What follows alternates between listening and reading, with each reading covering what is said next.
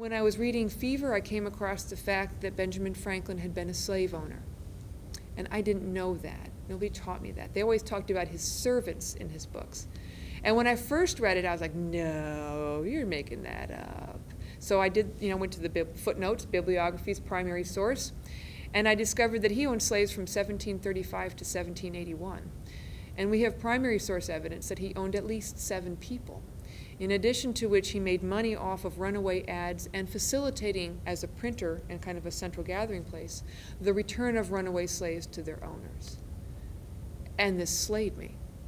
It just, my hero, there's this big crash as my hero falls off his pedestals, and I was so confused, because I think like a lot of Americans, particularly white Americans, I had swallowed that cup of selective amnesia that allows us to say, well, yeah, Washington and Jefferson were slave owners, but, and not focus in on the ugly truth. So I filed that fact away and worked on a couple of other books.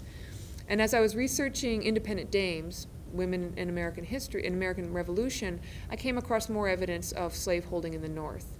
And I was like, I don't understand this. Nobody taught me this. I don't get it. I have to read about it. So I did a lot of researching into slavery in the North, which was insidious and widespread. In 1776, 1 in 5 people in New York City was a slave. 20% of the population.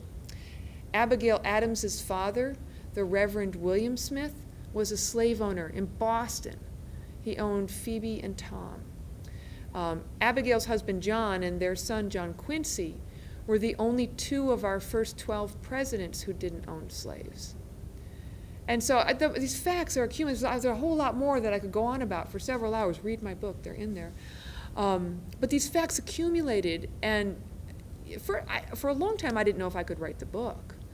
I'm thinking about what would it be like to be a slave when everybody around you is talking about liberty and freedom.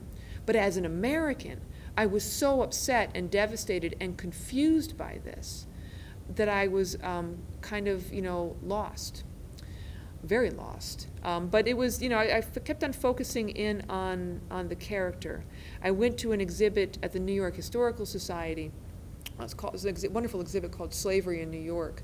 And there was a sculpture of a man and a woman, African-American, trying to run away at the beginning of the exhibit. And it was made of very thin wire, and it was just their outlines, very detailed. And I stopped dead when I saw that sculpture because it was ghostly.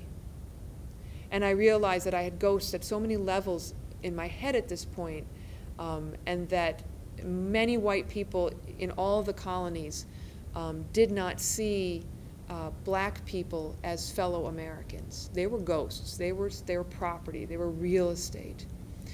And I heard my character's voice in my head for the first time standing in front of that wire sculpture. And she said, the best time to talk to ghosts is just before the sun comes up.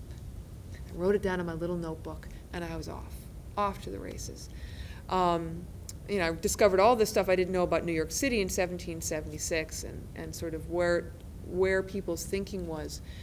By the end of the book, I had come through a transformation as an American, because while it was the aristocracy, many of them slave owners, who led the war effort and the movement to freedom, and a very brilliant man who I honor and have a lot of respect for those decisions. But they didn't win the war. It was ordinary people, poor people, desperately poor people, and slaves and women who struggled and sacrificed for years and years to break free of England. And when I really had a better understanding of the work of the ordinary people, including slaves, there were 5,000 African American men, free and enslaved, who fought for the patriot side. And what united all of these people, why are they fighting for this cause led by the American aristocracy?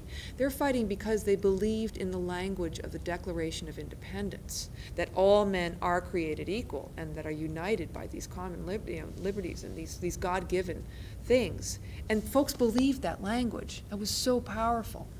And so when I got to the end of the book, I was like, I can still love Ben Franklin and Washington and Jefferson. At the same time, feeling very sad that they blew it when it came time to write the Constitution, because they put the elephant in our living room that we're still struggling with. Our sin of racism in America today is a direct result of A, their actions, and B, our misunderstandings about slavery. So for me, the American Revolution is not quite over yet. We still have, and I kind of took on a new mantle for myself personally, and Isabel has helped me with all this. Like, my character is so alive. Because she has to choose, she has to make her own freedom, because no one's going to give it to her. And I kind of see that that's all of our responsibility if we're ever going to fulfill the dream of our revolution, is to realize that we all have to make our own freedom and make it for each other. And I'm very happy to report that we are now, at this point, closer than I've ever seen in my lifetime to fulfilling that dream.